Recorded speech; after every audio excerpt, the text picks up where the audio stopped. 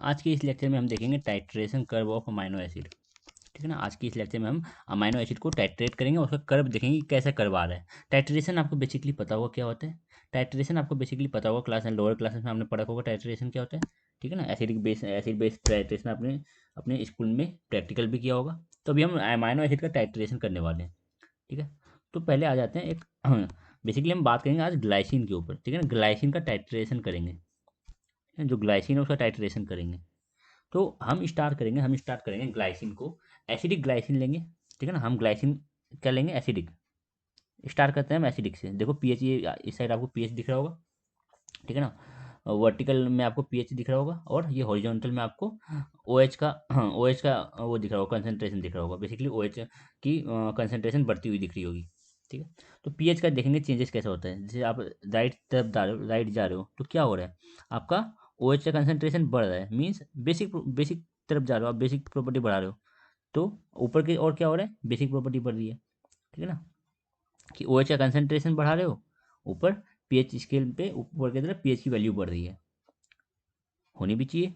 अगर आप यहाँ पे देखोगे पीएच 7 लोगे तो कंसंट्रेशन आगे आएगी आपकी इतनी। पीएच अगर और बढ़ा लोगे, ठीक है ना, इतना लोगे 7 8 9 10 11 लोगे तो आपका OH का कंसंट्रेशन बढ़ जाएगा। क्योंकि पीएच ज़्यादा हो चुका है, पीएच बढ़ रहा है तो OH का कंसंट्रेशन बढ़ता है। पीएच बढ़ने पे OH का कंसंट्रेशन बढ़ता है, H प्लस का कंसंट्रेशन घटता है। इसलिए हमने OH का कंसंट्रेशन लिया कि OH का कंसंट्रेशन बढ़ रहा है। अब देखो मेन बात क्या है ना। तो मेन बात हम क्या करेंगे, हम क्या करें ना, हम स्टार्ट करें। हमने ग्लाइसिन लिया, हमने क्या लिया, ग्लाइसिन। ग्लाइसिन क्या लिया, ग्लाइसिन हमने लिया क्या, एसिडिक। हमने अभी ग्लाइसिन का इन्वायरमेंट कैसा रखा है, एसिडिक। एसिडिक ग्लाइसिन है हमारे पास। मीन्स ग्लाइसिन को किसी एसिडिक मीडियम में रख रखा है हमने। ठीक है ना। ग्लाइसिन को भी हमने क्या रख रखा है, एसिडिक मीडियम में। ग्लाइसिन को क्या रखा है, एसिडिक मीडियम में। तो एक बात आप बताओ कि चलो हम एक ग्लाइसिन बना लेते हैं न्यूट्रल। जब ग्लाइसिन न्यूट्रल होते हैं मीन्स ग्लाइसिन पे कोई एक्स्ट्रा कोई चार्ज नहीं होता। ऊपर की तरफ हम NH3 लिखते हैं। एक सेकेंड, NH2, यहाँ पे COOH। देखो अभी ग्लाइसिन पे कोई चार्ज नहीं है, ग्लाइसिन पे अभी कोई चार्ज नहीं है, ग्लाइसिन पे अभी कोई चार्ज नहीं है। एक बात बताओ, जब आप इस ग्लाइसिन को एसिडिक मीडियम में डाल दोगे, मीन्स H प्लस का कंसनट्रेशन बहुत ज़्यादा है, H प्लस का कंसनट्रेशन बहुत ज़्यादा है। तो हमने बताया था लास्ट लेक्चर में आपको, जब H प्लस बहुत ज़्यादा हो ना, मीन्स ये ग्लाइसिन, सॉरी ये ग्लाइसिन है, ये ग्लाइसिन के आसपास H प्लस बहुत ज़्यादा है, H प्लस बहुत ज़्यादा है। ठीक है ना। H प्लस बहुत ज़्यादा है, बहुत ज़्यादा। तो क्या होगा ना, ये जो NH2 है ना, तो इसको तो बहुत ज़्यादा हाइड्रोजन दिख रहा है, इसको आजू बाजू बहुत सारा हाइड्रोजन H प्लस दिख रहा है, इसको आजू बाजू बहुत सारा H प्लस दिख रहा है। तो ये क्या करेगा ना, ये अपना लोन पेयर जो है इसके पास, नाइट्रोजन के पास जो लोन पेयर है, वो डोनेट कर देगा इस हाइड्रोजन को और क्या बना देगा, NH3 प्लस, NH3 प्लस बना देगा। ठीक है ना। ये क्या करेगा, ये बना देगा NH3 प्लस। जब इसने देखा कि आजू बाजू तो बहुत सारे नाइट्रोजन, बहुत सारे H प्लस हैं, बहुत सारे H प्लस हैं, H प्लस क्या है, पॉजिटिव चार्ज है, उसके पास एक लोन पेयर पड़ा हुआ है, तो इसका लोन पेयर का जो ये इलेक्ट्रॉन है ये तो मस्त रिएक्शन देगा और NH3 प्लस बना देगा। तो क्या ये कार्बोक्सिलिक ग्रुप, ये जो कार्बोक्सिलिक ग्रुप का हाइड्रोजन है ये H प्लस लूज करेगा, नहीं करेगा। जब सराउंडिंग में पहले से ही बहुत ज़्यादा H प्लस है, सराउंडिंग में पहले से ही बहुत ज़्यादा H प्लस है, तो ये अपना लूज क्यों करेगा। ये कब लूज करेगा, जब सराउंडिंग में H प्लस की कंसनट्रेशन कम हो, तब ये बोलेगा नहीं भाई अब मैं डोनेट कर देता हूँ, तो थोड़ा सराउंडिंग में H प्लस की कंसनट्रेशन बनी रहे, तो वो उस समय डोनेट करेगा। अभी नहीं करेगा। अभी क्यों नहीं करेगा, अभी सराउंडिंग में ऐसी H प्लस की कंसनट्रेशन बहुत ज़्यादा है, तो ये अपना एक हाइड्रोजन देके क्या कर लेगा, दे भी नहीं पाएगा। ठीक है ना। तो ये हमारा फॉर्म हो गया कब, जब एसिडिक मीडियम है हमारा। जब हमारा एसिडिक मीडियम है तो ऐसा कुछ हो गया। जब हमने ग्लाइसिन को एसिडिक मीडियम में डाला तो ऐसा कुछ बना लिया, ये ग्रुप ऐसा हो गया। ठीक है। तो ये क्या है हमारा, ये एसिडिक मीडियम में हमारा ऐसा बन गया। मीन्स अराउंड अराउंड ये पॉइंट को हम एक बार नाम दे देते हैं। चलो एक बार नामकरण करते हैं पॉइंट्स का। चलो इस पॉइंट को हम बोल देते हैं पॉइंट ए। ठीक है ना। इस पॉइंट को बोल देते हैं बी, इस पॉइंट को बोल देते हैं सी। ठीक है ना। ये और ये पॉइंट एक ही जैसा है। ठीक है।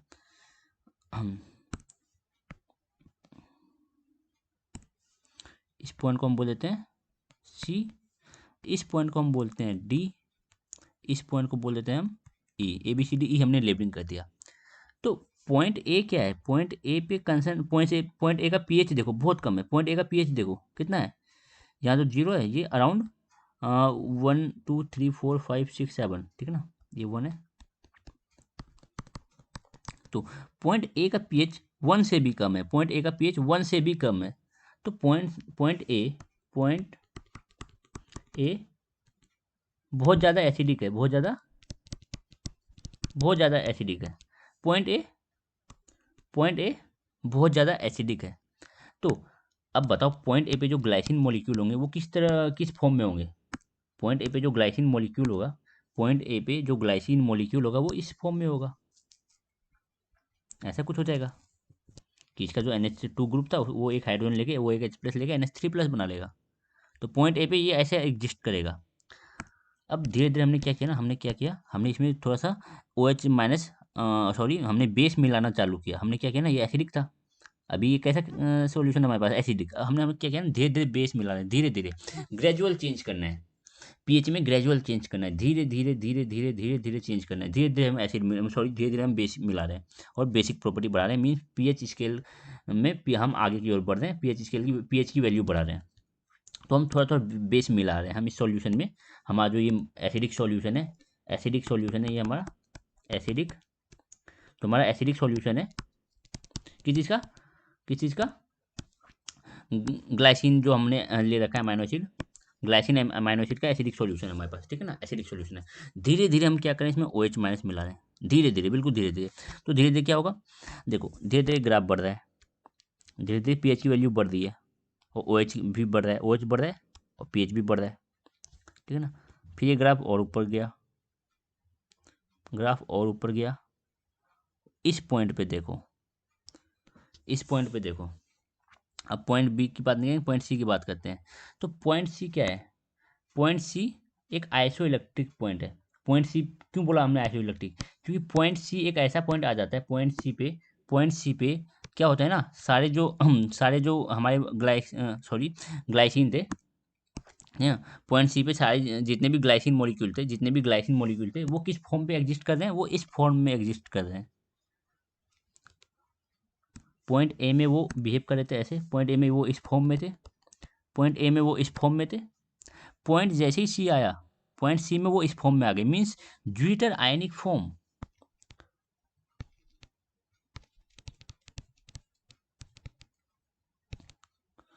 कुछ दिक्कत हो रहा है इसको लिखने में,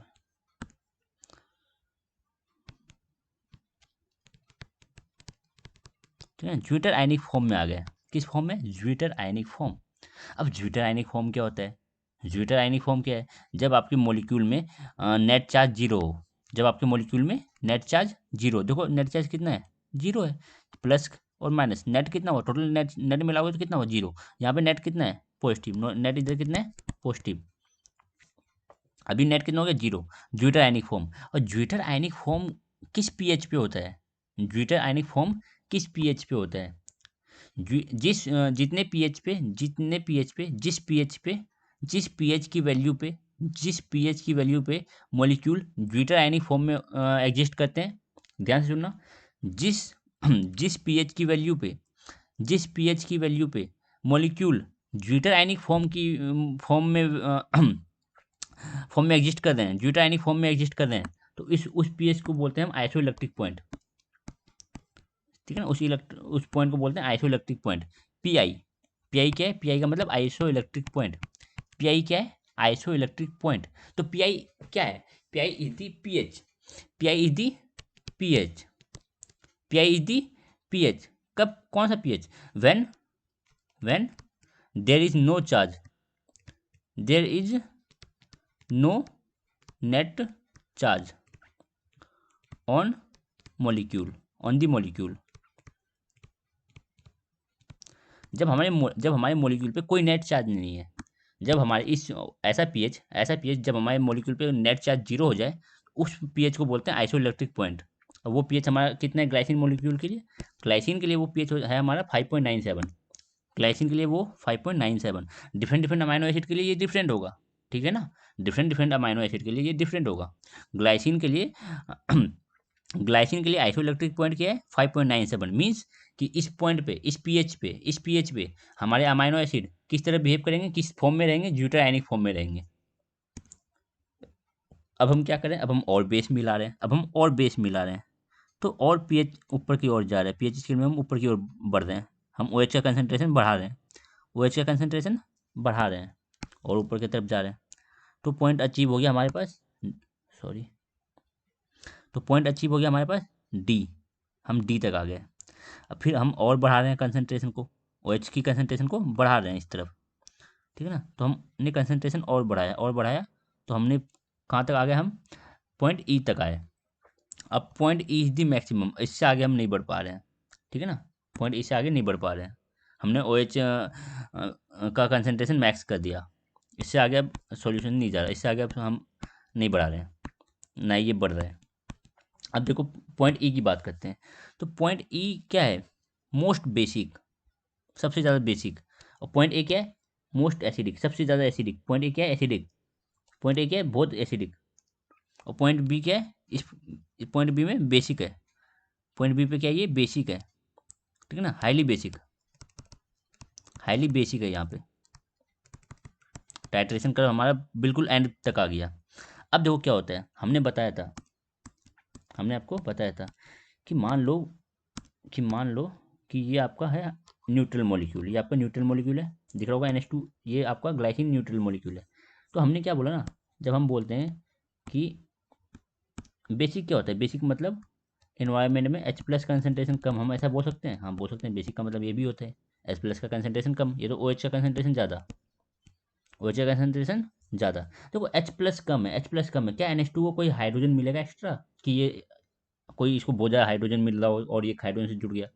H+ तो एनवायरनमेंट में बहुत कम है ना, हमारे आसपास में जब बेसिक बहुत ज़्यादा बेसिक हो चुका है, तो H+ का कंसंट्रेशन तो बहुत कम है ही नहीं, H+ हमारे पास बिल्कुल कम है, तो इसको तो मिलेगा ही नहीं। यहाँ पे तो इसको एसिडिक एसिडिक एनवायरनमेंट में तो इसको बहुत सारा हाइड्रोजन मिला, तो एक को इसने अपने साथ जोड़ लिया। तो बेसिक में तो ऐसा नहीं है, बेसिक में तो जब बेसिक हो गया, मीडियम पूरा बहुत ज़्यादा बेसिक है, तो H+ आयन की कंसंट्रेशन तो बहुत ज़्यादा कम है, बहुत ज़्यादा कम है, तो इसको मिलेगा ही नहीं, ये NH3 नहीं बना पाएगा।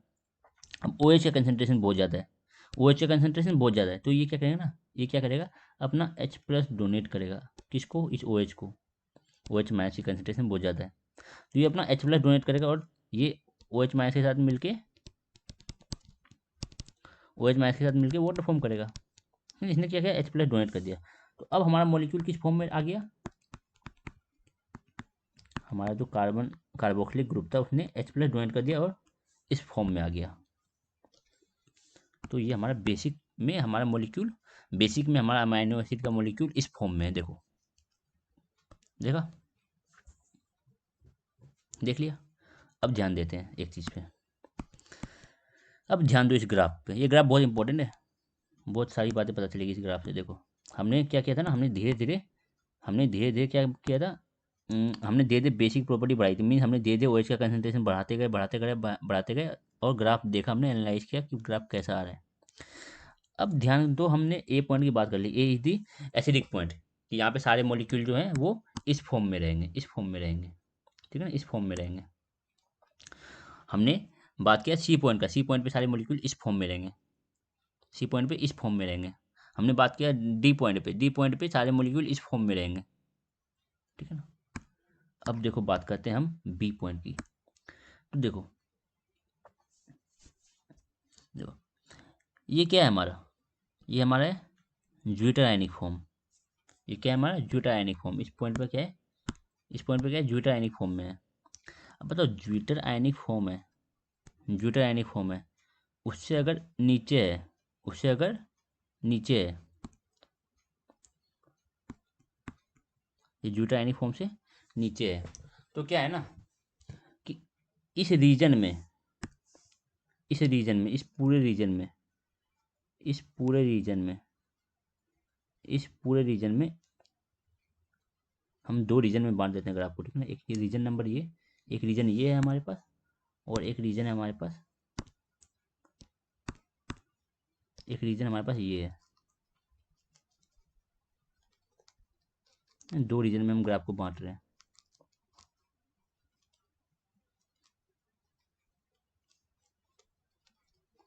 ठीक है ना। दो रीजन आ गया हमारे पास, देखो। अब इस पूरे रीजन में ना, इस पूरे रीजन में, इस रीजन, सॉरी क्या कर रहा हूँ, इस रीजन में हमारा जो मॉलिक्यूल है, इस रीजन में हमारे मॉलिक्यूल किस फॉर्म में होंगे, इस रीजन में हमारे मॉलिक्यूल किस फॉर्म में होंगे। हमने देखा पॉइंट ए पे, हमारे पॉइंट ए पे मॉलिक्यूल किस फॉर्म में होंगे, पॉइंट ए पे मॉलिक्यूल इस फॉर्म में रहेंगे, एसिडिक वाला फॉर्म, एसिडिक में ये इस फॉर्म में रहेंगे। हमने बात किया पॉइंट सी में किस फॉर्म में रहेंगे मॉलिक्यूल, पॉइंट सी में इस फॉर्म में रहेंगे, ज्यूटायनिक फॉर्म में रहेंगे। बट जो पॉइंट इन दोनों पॉइंट के बीच में, इन दोनों पॉइंट के बीच में मीन्स पीएच, जब पीएच होगा यहाँ पे, मान लो ये है 0.5, और इसको मान लेते हैं 5.97, तो है ही। इन दोनों पीएच के बीच में क्या होगा, इन दोनों पीएच के बीच में किस फॉर्म में है, इन दोनों पीएच के बीच में मॉलिक्यूल किस फॉर्म में है, तो इन दोनों पीएच के बीच में मॉलिक्यूल इस फॉर्म में भी है, इस फॉर्म में भी है, और इस फॉर्म में भी है। मतलब समझे, मतलब कि मतलब कि ये जो हमारा रीजन है, इस रीजन में हमारे पास, इस रीजन में हमारे पास सी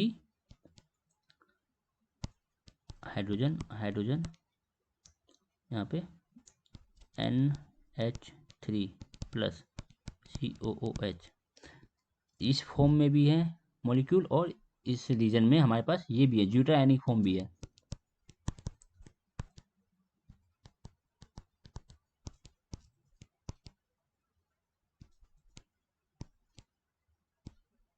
ज्यूटायनिक फॉर्म भी है हमारे पास, और ये वाला फॉर्म भी है, एसिडिक वाला फॉर्म भी है। ये फॉर्म में भी एग्जिस्ट करेंगे और ये फॉर्म में भी एग्जिस्ट करेंगे, समझे। अब एक बात बताओ, एक बात बताओ,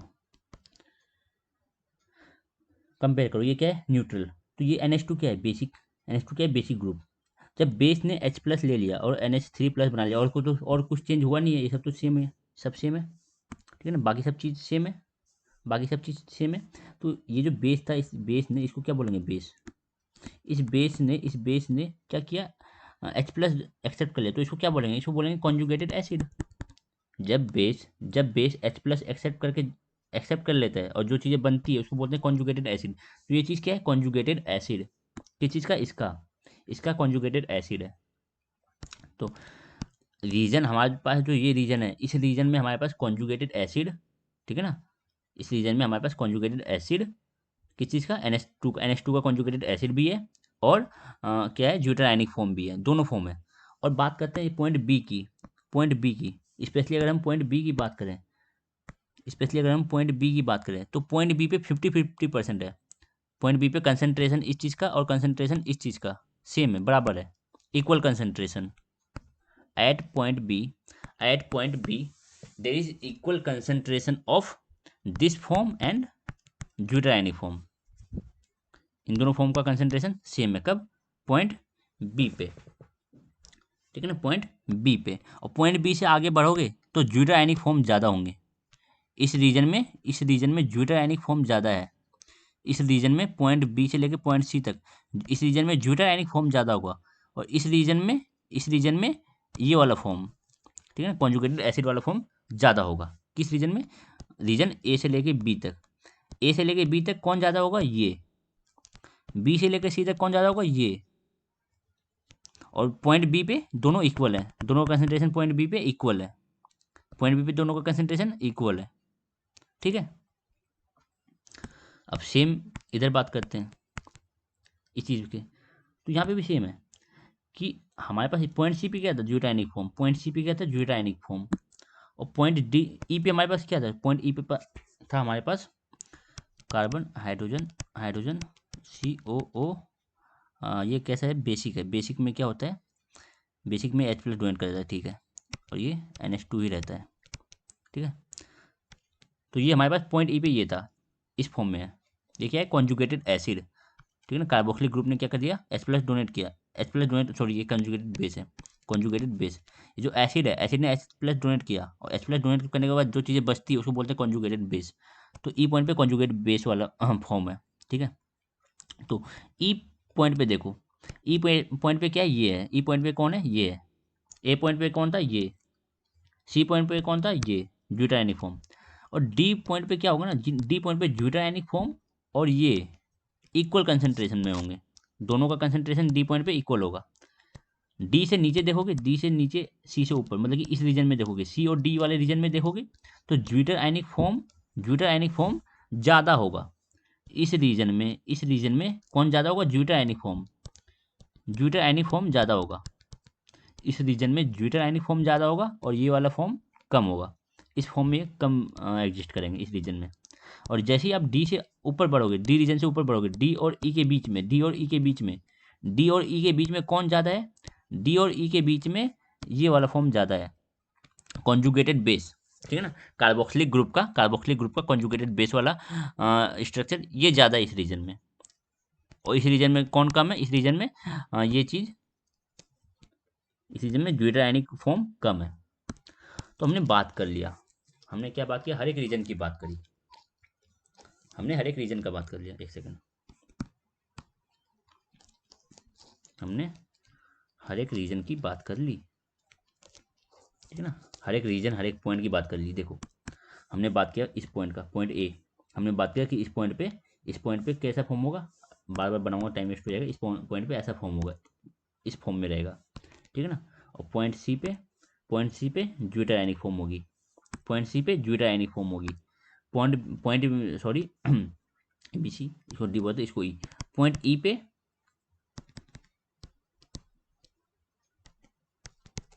पॉइंट ई पे क्या होगा, पॉइंट ई पे होगा आपका conjugated S, sorry conjugated base. Point ई पे कॉन्जुगेटेड बेस मीन्स ये वाला पॉइंट, ये वाला स्ट्रक्चर ज़्यादा होगा, ये वाला फॉर्म ज़्यादा होगा, सॉरी ये वाला फॉर्म ही होगा। पॉइंट ई पे सारे ऐसे ही रहेंगे, और ऑलमोस्ट सारे, ठीक है, ऑलमोस्ट बोल रहे हैं, ठीक है ना, नॉट 100%, ऑलमोस्ट सारे ऐसे रहेंगे। कब, पॉइंट ई पे। पॉइंट की बात करी हमने, हमने बात किया रीजन का, कि जो पॉइंट, सॉरी और एक पॉइंट बात करते हैं, पॉइंट बी। पॉइंट बी पे क्या होगा, zwitterionic form, point B पे ज्यूटर आयनिक फॉर्म, और ये क्या है कॉन्जुगेटेड एसिड। ये क्या है, कॉन्जुगेटेड एसिड मीन्स ये वाला फॉर्म, ठीक है ना, ये वाला फॉर्म। तो पॉइंट बी पे इन दोनों का कंसंट्रेशन, पॉइंट बी पे ये वाले फॉर्म का कंसंट्रेशन और इस वाले फॉर्म का कंसंट्रेशन, पॉइंट बी पे, इस वाले फॉर्म का कंसंट्रेशन और इस वाले फॉर्म का कंसंट्रेशन इक्वल रहेगा, दोनों इक्वल कंसंट्रेशन में है पॉइंट बी पे। और पॉइंट डी पे क्या है, पॉइंट डी पे ज्यूटर आयनिक फॉर्म और कॉन्जुगेटेड बेस मीन्स ये वाला पॉइंट डी पे, ये दोनों इक्वल कंसंट्रेशन में है। और हम जानते हैं, क्या जानते हैं, एक सेकेंड, अरे अच्छा देखो, देखो और एक चीज़ समझाना है मुझे। अब तो आप पता चल गया ना ये ज्यूटर आयनिक फॉर्म है, बार बार बताने की जरूरत नहीं है। देखो और एक चीज़ समझाना है, हम बात करेंगे पॉइंट बी, पहले मिटा लेता हूँ। देखो थोड़ा सा अगर ये साथ में आ जाता ना, चीज़ें थोड़ी छोटी कर देता हूँ। अब देखो समझो ध्यान से, प्लस साइन नहीं दिख रहा इसका, ध्यान से समझो। हम बात कर रहे हैं पॉइंट बी की, पॉइंट बी की बात करेंगे। पॉइंट बी और डी की एक बात बताता हूँ, एक खासियत बताता हूँ। देखो पॉइंट बी पे है ना, पॉइंट बी पे ये चीज़, पॉइंट बी पे ये चीज़, अरे मिल जा, पॉइंट बी पे ये चीज़ और ये चीज़, मतलब ये दोनों स्ट्रक्चर एक समान है, मतलब कि इक्वल कंसंट्रेशन में, ठीक है ना। ये दोनों स्ट्रक्चर पॉइंट बी पे, ये दोनों स्ट्रक्चर इक्वल कंसंट्रेशन में, ठीक है, हमने बोला, ठीक है। अब ये क्या है, ये कैसे एक्ट कर सकता है, बताओ ये क्या कर सकता है, ये क्या कर सकता है, ये क्या कर सकता है,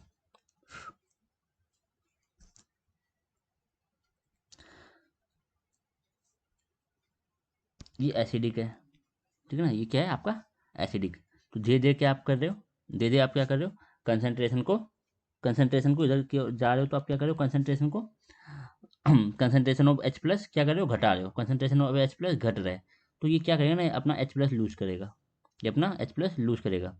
मीन्स ये कैसे बिहेव करे, as a as a acid behave कर रहा है, ये चीज़ एज ए एसिड बिहेव कर रहा है। और ये चीज़ क्या कर सकता है, ये चीज़ क्या कर सकता है, ये चीज़ H प्लस को एक्सेप्ट कर सकता है, ये चीज़ H प्लस को एक्सेप्ट कर सकता है, एज ए बेस बिहेव कर। एक सेकंड रुकिएगा जरा सा, देखो समझो, हम बात कर रहे हैं, हम बात कर रहे हैं इस रीजन की, हम बात कर रहे हैं इस रीजन की, इस रीजन पे भी हम स्पेसिफिकली बात करें इस पॉइंट पे, इस पॉइंट की, है ना, इस पॉइंट की, इस पॉइंट पे जो पॉइंट हमारे पास बी है, इस पॉइंट पे इस चीज़ का कंसंट्रेशन, इस चीज़ का कंसंट्रेशन और इस चीज़ का कंसंट्रेशन क्या है, एक समान है, एक बराबर कंसंट्रेशन है दोनों, ठीक है। तो फोकस करो इस चीज़ पे, इस ग्रुप पे, COOH ग्रुप और इसका ये ग्रुप। मीन्स अगर आपके पास 100 मॉलिक्यूल है, 100 मॉलिक्यूल, तो 50 मॉलिक्यूल इस चीज़ के होंगे, 50% ये होगा, ठीक है। देखो आपके पास एसिड भी है 50% है, 50% बेस भी है, दिखाई दिया। ये क्या है आपका, ये आपका है एसिड, ये क्या है आपका एसिड, और ये क्या है कॉन्जुगेटेड बेस, इस एसिड का, इस एसिड का कॉन्जुगेट बेस में हमने बताया था, जब एसिड H प्लस डोनेट कर देता है, जब एसिड H प्लस डोनेट कर देता है और बाकी जो बची होती है, क्या बची है, CO माइनस, बाकी चीज़ तो सेम है, ठीक है ना, बाकी चीज़ पे फोकस मत करो, इस चीज़ पे फोकस करो। एसिड, ये क्या है एसिड, और ये क्या है बेस, हमने तो बता दिया ना, हमें तो ये कंफर्म कर दिया, हाँ ये 50% होगा, ये 50% होगा, हमने बता दिया था बी पॉइंट पे, ठीक है। तो एसिड है ये, और ये इस एसिड का, ये इस एसिड का कॉन्जुगेटेड बेस है, और दोनों इक्वल कंसंट्रेशन में, दोनों इक्वल कंसंट्रेशन में, एसिड और उसका कॉन्जुगेटेड बेस इक्वल कंसंट्रेशन में। तो आपको बताया गया था कि एसिड और कॉन्जुगेटेड बेस जब इक्वल कंसंट्रेशन में होते हैं वो एक्ट करते हैं एज ए बफर। बफर क्या होता है, it is the mixture, buffer is the mixture of acid and it's conjugated base. तो देखो है ना, इस पॉइंट पे जो बी पॉइंट है, बी पॉइंट पे आपका जो ये एसिड है, और बी पॉइंट पे आपका ये भी है कॉन्जुगेटेड बेस भी है, हमने बताया कि बी पॉइंट पे zwitterionic form, B point पे ज्यूटर आयनिक फॉर्म और ये वाला फॉर्म, ठीक है ना, और ये वाला फॉर्म, ठीक है ना, ये क्या है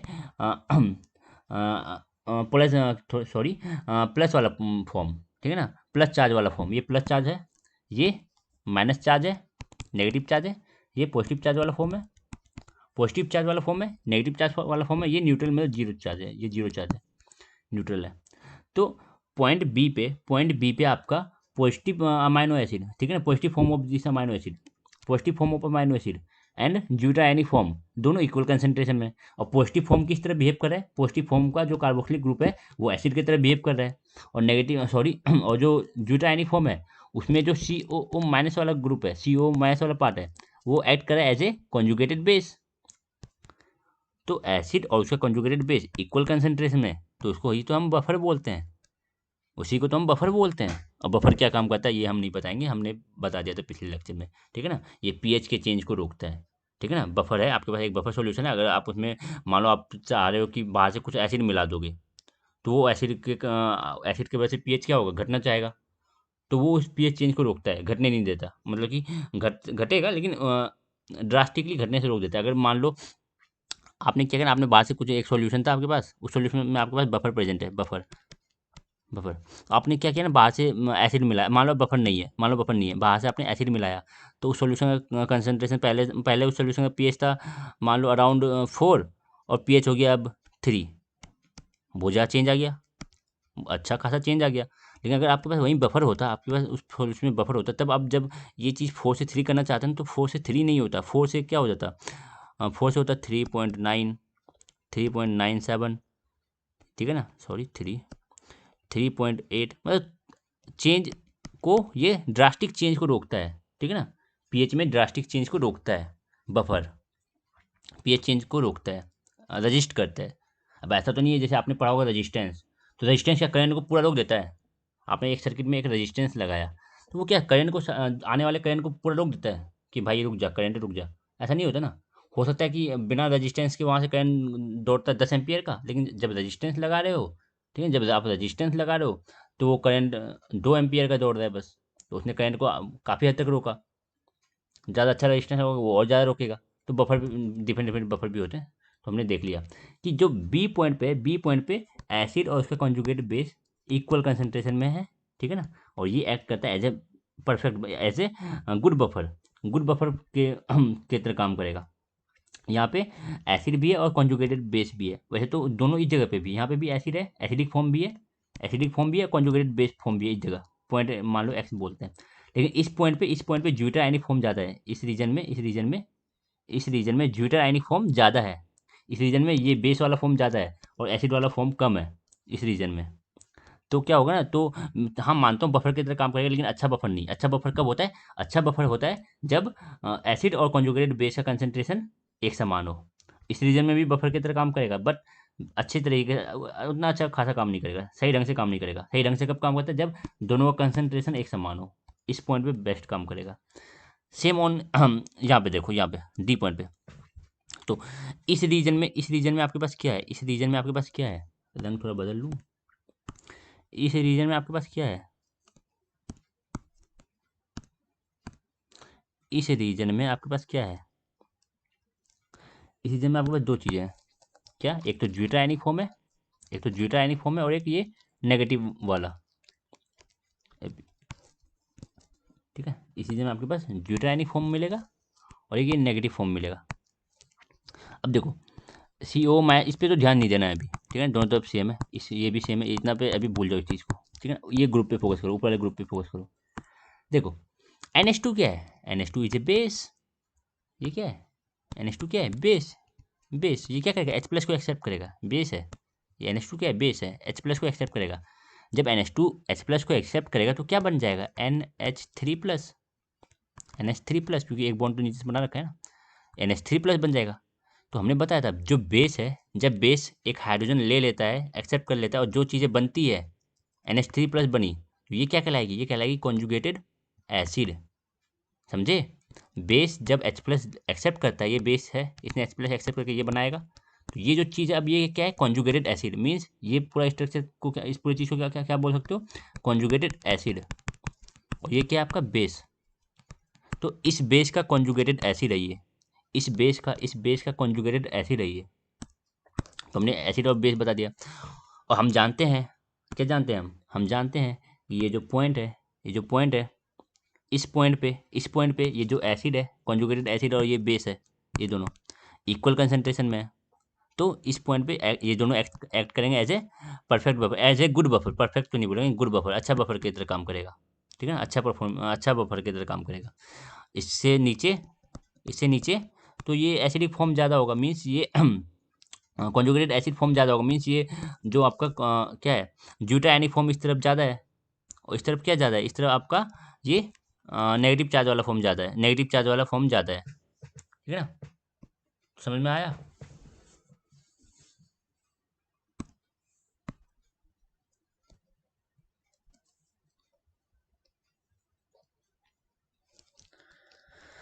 तो बातें इतनी हो गई। आधा घंटा तो लेक्चर निकल गया। अब थोड़ी थ्योरी पे बात करते हैं, ठीक है ना। अब थोड़ा थ्योरी पढ़ लेते हैं, देन हम आगे बढ़ेंगे।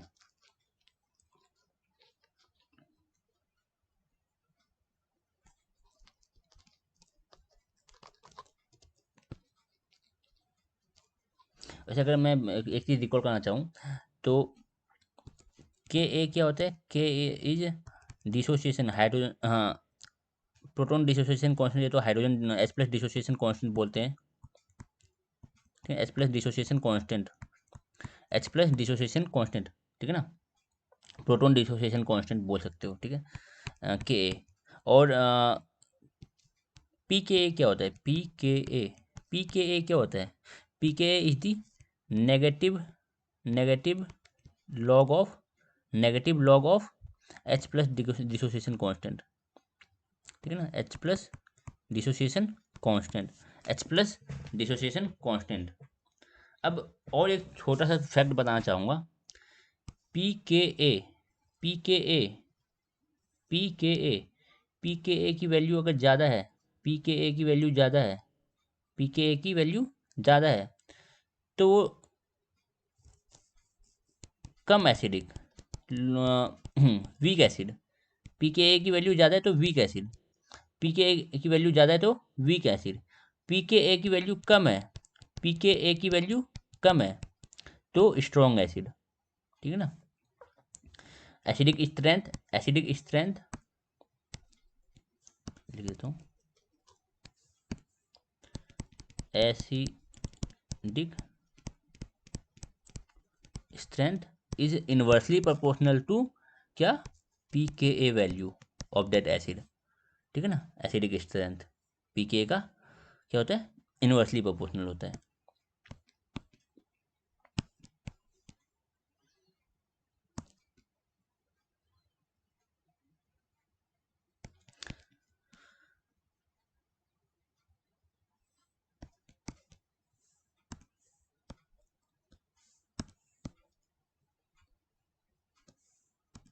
एक सेकेंड,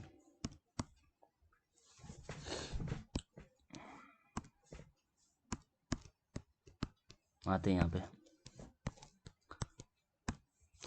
अब थोड़ी जल्दी करेंगे हम, चीज़ें तो हम समझ चुके हैं अच्छे से। In the previous unit you have been introduced to the concept of ionization, हमने देखा आयोनाइजेशन कैसे होता है। The behaviour of ionizable group in amino acid, हमने देखा there are seven amino acid there are seven amino acid sorry there are seven there are seven amino acid which have which have which have क्या, ionizable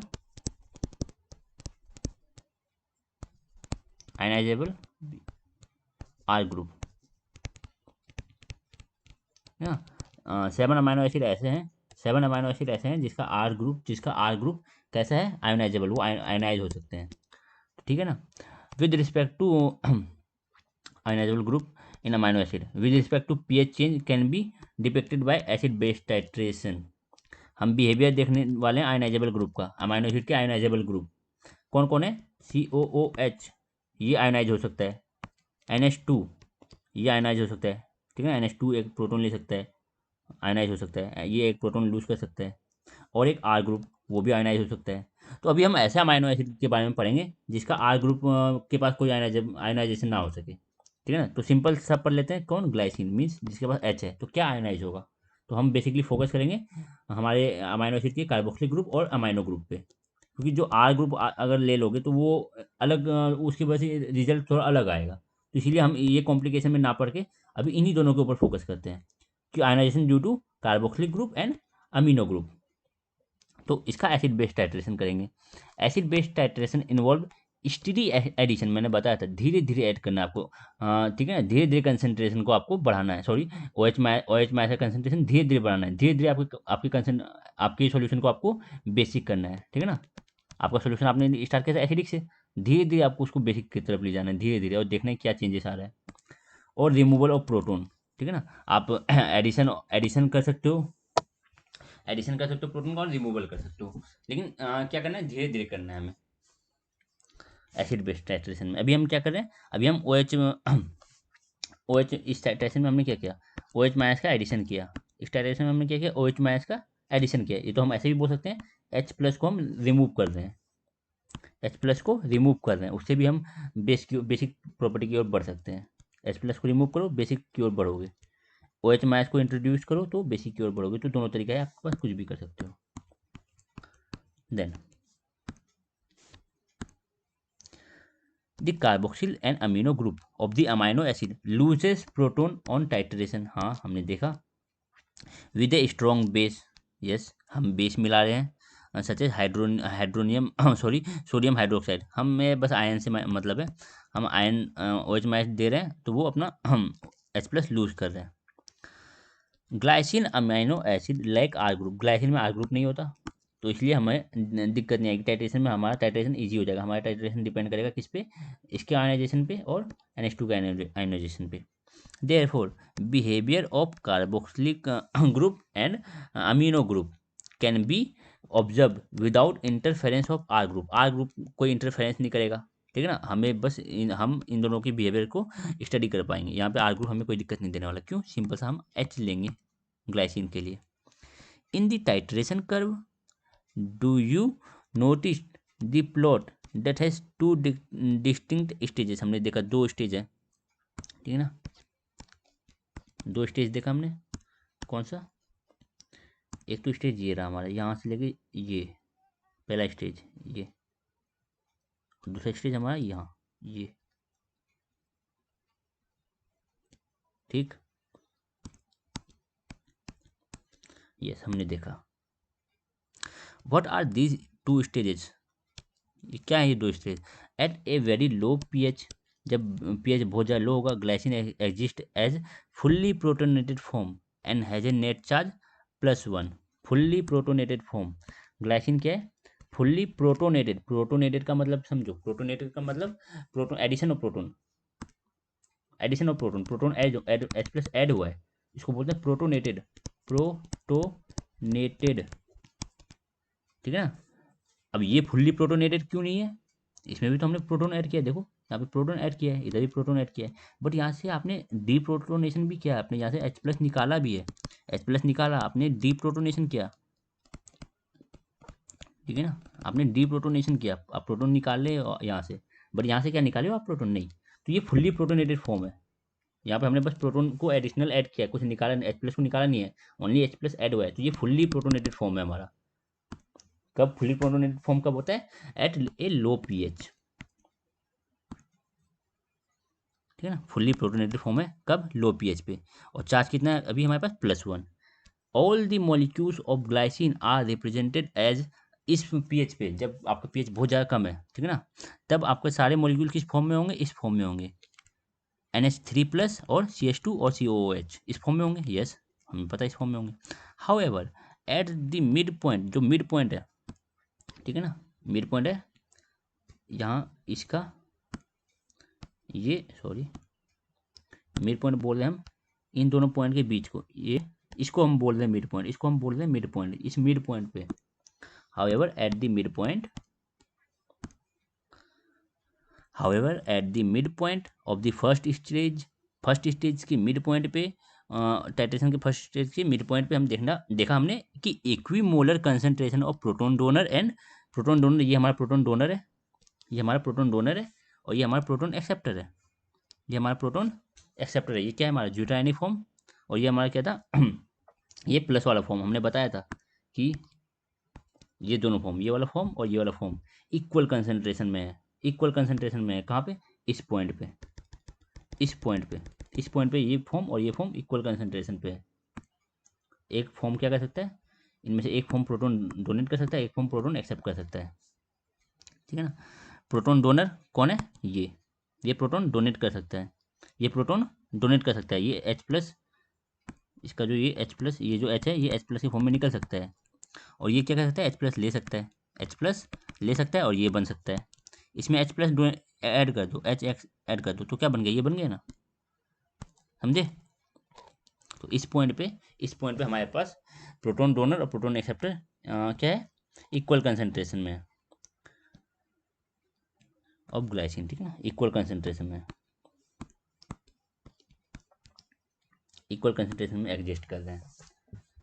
eight this point, at this point pH is equal to PKA, इस point पे जो pH है, इस point का जो pH है वो PKA के बराबर है, इस पॉइंट का पीएच PKA के बराबर है, PKA of the protonated group being titrated, the pKa is measured the pKa is measured of the acidic strength of weak acid। पीके क्या बताता है? एसिडिक स्ट्रेंथ बताता है। पीके क्या बताता है? Acidic strength. आपको बताया था मैंने कि pK is inversely proportional to acidic strength, acidic strength, कि पीके ज़्यादा होगा तो एसिडिक स्ट्रेंथ कम होगा। तो पीके क्या मेजर करता है? एसिडिक स्ट्रेंथ को मेजर करता है। और वैसे भी हमने बता रखा है आपको, ये चीज़ हम वीक एसिड के लिए पढ़ रहे हैं, ठीक है ना, ये सब चीज़ें हम पीके, ये सब हम वीक एसिड के लिए पढ़ रहे हैं, हम स्ट्रॉन्ग एसिड के लिए नहीं करते हैं ये चीज़ें, हम ये वीक एसिड के लिए पढ़ते हैं। तो pK is the measure of weak acid, ठीक है ना, ये वीक एसिड के मेजर के लिए है pK. The pH of glycine at mid point is 2.34, ठीक है ना। तो पीके की वैल्यू आपके पास कितनी आई? 2.34, इस पॉइंट पे, इस पॉइंट पे, इस पॉइंट पे। तो PK1 हमारे पास कितना है? 2.34, 2.34, और इस पॉइंट पे PK2 की वैल्यू क्या रहेगी? 9.60, ठीक है ना। तो इस पॉइंट का पीएच देखो कितना है, इस पॉइंट का पीएच कितना है? इतना है। इस पॉइंट का पीएच कितना है? इतना है। और इस पॉइंट का पीएच 9.6, और इस पॉइंट का pH 5.97। So pK of carboxylic group is इतना, कार्बोक्सिलिक ग्रुप का पीके कार्बोक्सिलिक ग्रुप का पीके कितना होता है 2.34। अगर मैं बात करूं एक बार ध्यान से देखो इस चीज़ को, थोड़ा मिटा देता हूँ, बहुत ज़्यादा खराब हो चुका है।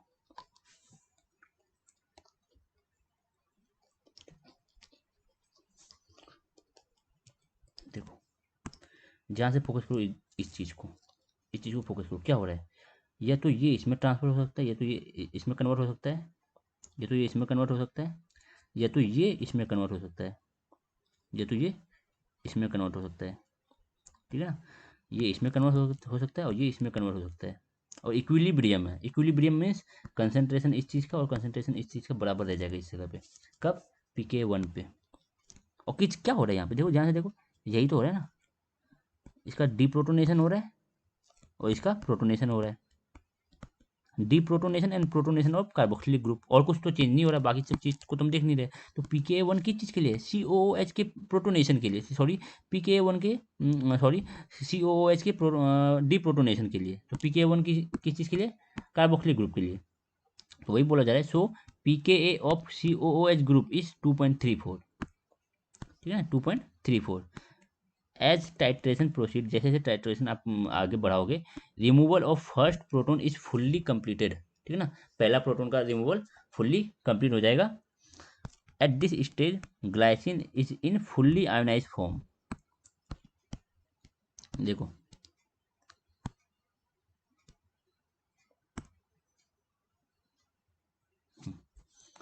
देखो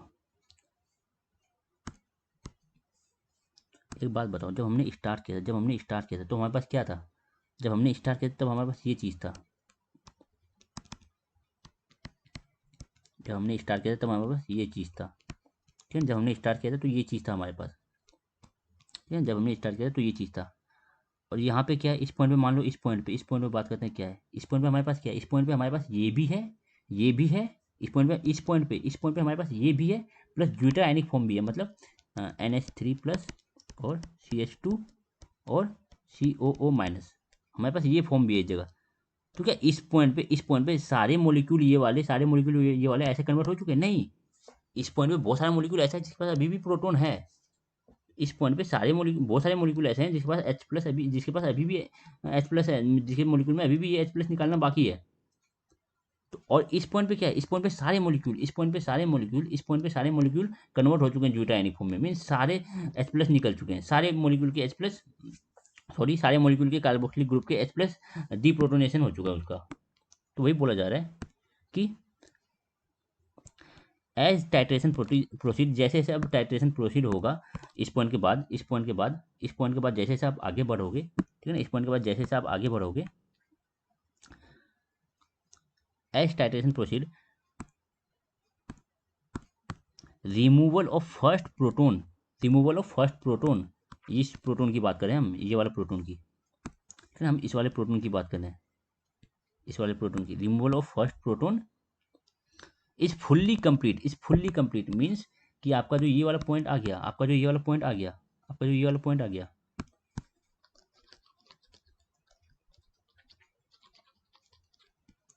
ठीक है ना, आपका इस पॉइंट पे सारे मॉलिक्यूल के जो सारे ये वाले जो मॉलिक्यूल थे, हमने स्टार्ट किया किस चीज़ से किया था, हमने स्टार्ट किया था इस वाले मॉलिक्यूल से, हमने स्टार्ट किया था इस वाले मॉलिक्यूल से। तो इस पॉइंट पे ये वाले जितने भी मॉलिक्यूल थे वो कन्वर्ट हो चुके हैं इसमें। अब सारे कैसे मॉलिक्यूल हमारे पास, ये वाले, तो सारे H+ हमारे पास क्या हो गए, डीप्रोटोनेशन हो चुका है। ठीक है ना,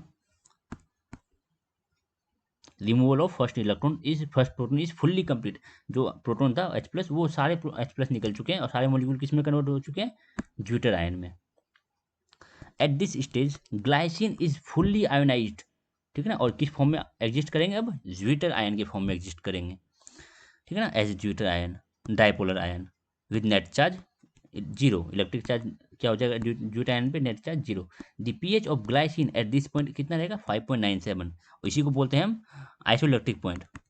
isoelectric point is the pH at which the net charge on the molecule is 0। हमने लेवल देखा था। Second stage of titration involve removal of proton from NH3। Second stage में क्या कर रहे हैं, अब अगले स्टेज में क्या करेंगे, ये इस स्टेज में अब सेकंड स्टेज में हम क्या करेंगे, सेकंड स्टेज पे हम ये जो NH3 है, NH3+ है, उसमें से H+ निकालेंगे, इसमें से H+ निकालेंगे, ठीक है ना। सेकंड स्टेज में हम क्या करेंगे, इसमें से H+ निकालेंगे। एक second,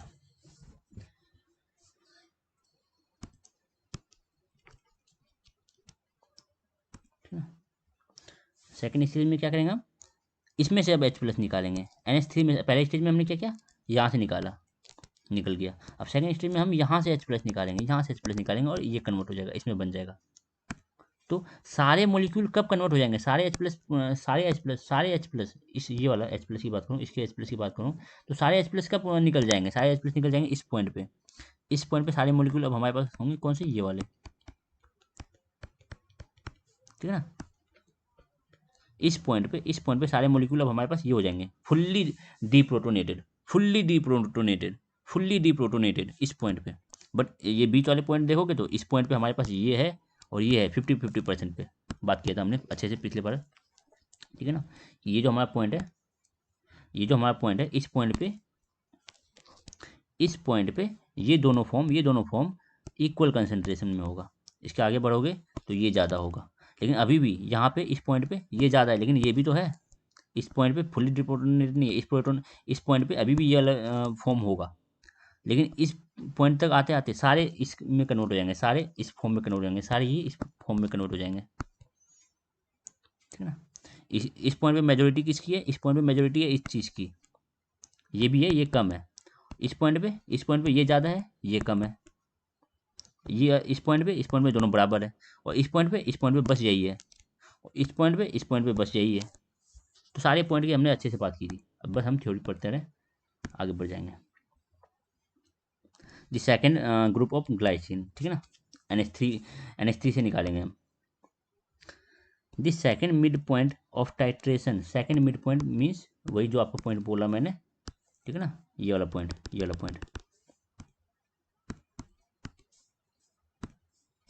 the second mid point of the titration for stage, जिसके लिए हमारे PK2 की वैल्यू 9.60 हमने बताया। The PKA for the NH3 group is 9.6, ठीक है ना। और ये PKA की चीज़ की था, 9 NH3 ग्रुप का, ठीक है ना। ये PKA की चीज़ की था, NH3 ग्रुप का। बेसिकली आप देख रहे हो, दोनों स्ट्रक्चर को कंपेयर करो, तो क्या चेंज दिख रहा है आपको, ये चीज़ तो चेंज हो रही है, ये ग्रुप तो चेंज हो रहा है, बाकी सब चीज़ें तो सेम है। तो NH3 का NH2 में कन्वर्ट हो जाना, तो PK2 किसका होगा, NH3 ग्रुप का होगा, ठीक है ना। ये कितना है, 9.6। The titration get complete H pH बराबर 12, ग्लाइसिन का टाइट्रेशन pH इक्वल टू 12 पे कंप्लीट हो जाता है, ठीक है ना। ग्लाइसिन का टाइट्रेशन pH बराबर 12 पे कंप्लीट हो जाता है, ये आपको याद रखना एक पॉइंट, ठीक है ना।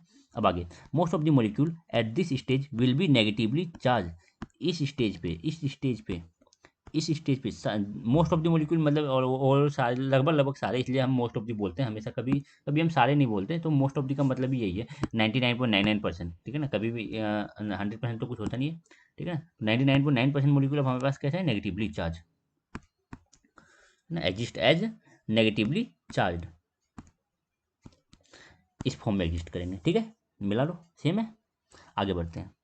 The carboxyl group of glycine is 100 time more acidic, ठीक है ना, than carboxyl group of acetic acid. देखो, थोड़ा सा कुछ कंपेयर किया गया यहाँ पे। अब आप जानते हो एसिटिक एसिड क्या होता है, नहीं जानते हो तो जान के आओ। एक सेकेंड, CH3COOH, ये आपका क्या है, ये आपका एसिटिक एसिड है। तो जो एसिटिक एसिड का जो कार्बोक्सिलिक ग्रुप है, एसिटिक एसिड का जो कार्बोक्सिलिक ग्रुप है, एसिटिक एसिड का जो कार्बोक्सिलिक ग्रुप है, और ग्लाइसिन का जो कार्बोक्सिलिक ग्रुप है, तो ग्लाइसिन का कार्बोक्सिलिक ग्रुप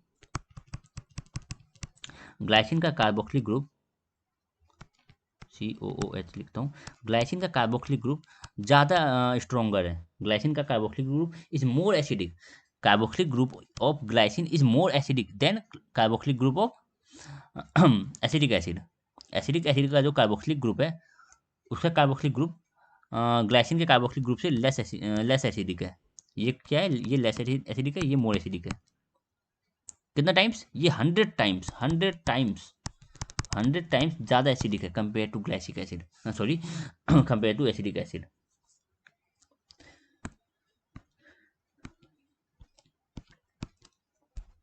अब मैं थोड़ा सा कुछ क्वेश्चन पूछना चाहूँगा, उसके बाद आगे बढ़ जाएंगे, ठीक है ना। ये कुछ क्वेश्चन है जो मैंने लिख के रखे हैं, आपको इस क्वेश्चन का जवाब देना है। चलो मैं बोल देता हूँ, इस पॉइंट को मैं ए लिख देता हूँ, बी सी डी ई, जवाब दो।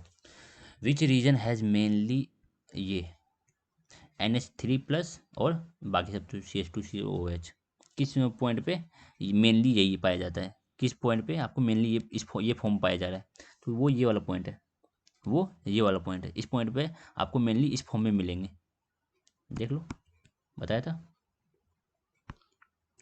आगे isoelectric point represent by, isoelectric point कहाँ है पहचानो, सी, ठीक है ना। ये कौन सा पॉइंट हो जाएगा, ये हो जाएगा आपका A. Where does titration end, titration end कहाँ हो रहा है, पॉइंट ई पे, पॉइंट ई पे मीन्स pH बराबर 12 पे टाइट्रेशन एंड हो रहा है हमारा यहाँ पे। Which region represent as worst buffer, सबसे खराब बफर किस रीजन में आपको पाया जाएगा, सबसे खराब बफर, सबसे खराब बफर, सबसे खराब बफर आपको किस रीजन में देखने को मिलेगा, सबसे खराब बफर आपको किस रीजन में देखने मिलेगा, ठीक है ना, सबसे खराब बफर। तो देखो पॉइंट ई पे क्या है, पॉइंट ई पे देखो, पहले बात करते हैं अच्छा बफर कहाँ मिलेगा, एक सेकंड रुक जाओ, पहले बात करते हैं इस वाले क्वेश्चन की। द रीजन है maximum buffering capacity, maximum buffering capacity कब होगी, पॉइंट बी पे और पॉइंट ये डी, पॉइंट डी पे, बी एंड डी, हमने बताया था क्यों।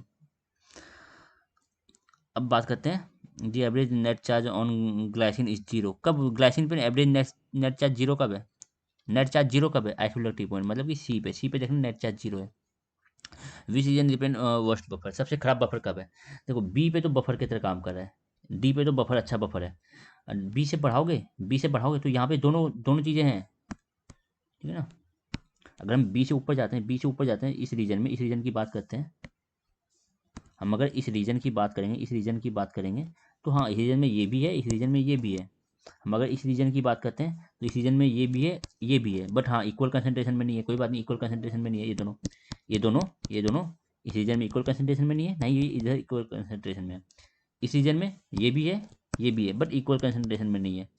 इस रीजन में भी ये है बट इक्वल कंसंट्रेशन में नहीं है, तो ठीक है बफर किधर काम करेगा, बट सबसे खराब किधर काम करेगा, देखो पॉइंट ई पे, पॉइंट ई पे मोस्टली तो यही है, पॉइंट ई की बात करो आप, सोचो पॉइंट ई के बारे में सोचो, पॉइंट ई पे कौन है, पॉइंट ई पे तो मोस्टली यही है, मोस्टली यही है, मोस्टली यही है, 99.99% यही है, ये तो है ही नहीं, ये तो बहुत कम है, ये तो बहुत कम है, बहुत कम है, ना बराबर है, पॉइंट ई पे तो बस यही है, मोस्टली तो यही है, पॉइंट ई पे मोस्टली यही है।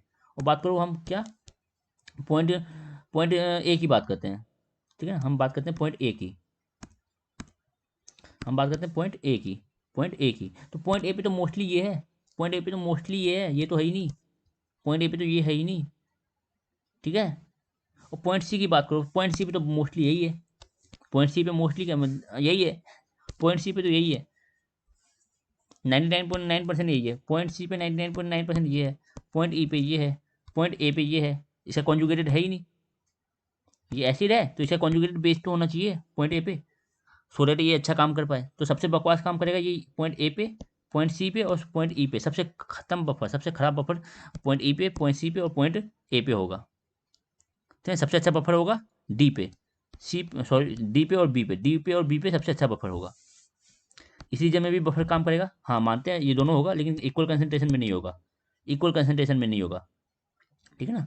19-20 का अंतर नहीं, 19-20 का अंतर मत बोलना, बोलना कि लगभग चलो 20-25 का अंतर है, कि 20 मॉलिक्यूल इसके 25 इसके, ठीक है ना, ये तो 100 इसके, 100 इसके, 75 इसके, 100 इसके 75 इसके, इस सीजन में बात करते हैं, इस सीजन में बात करते हैं, तो इस सीजन में ये 100 होगा, ये 75 होगा, ऐसा कुछ बात करते हैं, ये ज़्यादा है इस सीजन में। इस रीजन में बात करें, मान लो इसके 200 मॉलिक्यूल है इस रीजन में, इसके 200 मॉलिक्यूल है और इसके मान लो 150 मॉलिक्यूल है, 150, चलो 120 भी मान लो, फिर भी तो ठीक ठाक मॉलिक्यूल है दोनों के।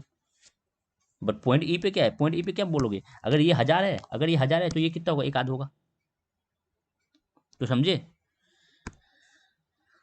वेयर, हाँ सॉरी, ये तो हमने बात कर लिया, आगे बढ़ते हैं। हाँ, the average net charge is plus half और माइनस हाफ। प्लस हाफ और माइनस हाफ कब है? देखो पॉइंट ए पे क्या है, पॉइंट ए पे चार्ज कितना है, पॉइंट ए पे क्या है, पॉइंट ए पे आपका ये वाला मॉलिक्यूल है, पॉइंट ए पे क्या है आपका ये वाला मॉलिक्यूल है, तो पॉइंट ए पे चार्ज कितना है, +1। पॉइंट सी पे कितना चार्ज है, पॉइंट सी पे आपका ये मॉलिक्यूल है, तो पॉइंट सी पे चार्ज कितना है, 0। पॉइंट ई पे क्या है, पॉइंट ई पे आपका ये मॉलिक्यूल है, पॉइंट ई पे आपका ये मॉलिक्यूल है, पॉइंट ई पे आपका ये मॉलिक्यूल है, तो चार्ज कितना हो गया आपका, नेगेटिव। देख लो नेगेटिव चार्ज दिख रहा होगा आपको, ठीक है ना। पॉइंट ई पे क्या है, मोस्टली यही है, तो नेगेटिव।